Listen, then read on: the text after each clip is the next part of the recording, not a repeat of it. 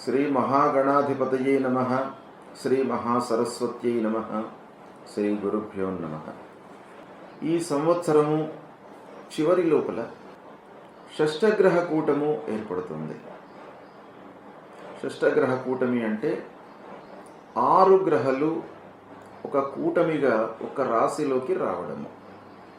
ఇదే సమయంలో సూర్యగ్రహణము సంభవిస్తుంది. అయితే మన భారతదేశంలో ఈ సూర్యగ్రహణము కనబడట్లేదు.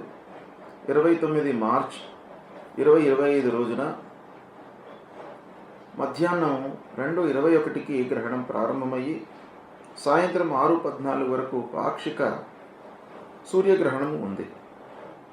అయితే ఈ గ్రహణము సంభవించడం మూలకంగా మన భారతదేశంలో గ్రహణం సంభవించకపోయినప్పటికీ, మనకు దృగ్గోచరం కాకపోయినప్పటికీ ప్రపంచవ్యాప్తంగా ఈ సూర్యగ్రహణం ఉంది కనుక ప్రపంచవ్యాప్తంగా గ్రహణాల యొక్క ప్రభావము ఉంటుంది, అరిష్టత ఉంటుంది. అయితే ఏ ప్రాంతంలో ఈ గ్రహణం కనబడుతుంది అని అంటే కెనడాలో కనబడుతుంది, గ్రీన్లాండ్లో కనబడుతుంది, యూరప్ దేశాలలో కనబడుతుంది, ఉత్తర ఆఫ్రికా, పశ్చిమ ఆఫ్రికా ప్రాంతాలలో కనబడుతుంది. అయితే ఈ గ్రహణము మన ఇండియాలో భారతదేశంలో కనబడట్లేదు కనుక మన ధర్మశాస్త్రం ప్రకారంగా చెప్పబడినటువంటి గ్రహణ విధి విధానాలను మనం పాటించవలసినటువంటి అవసరం లేదు.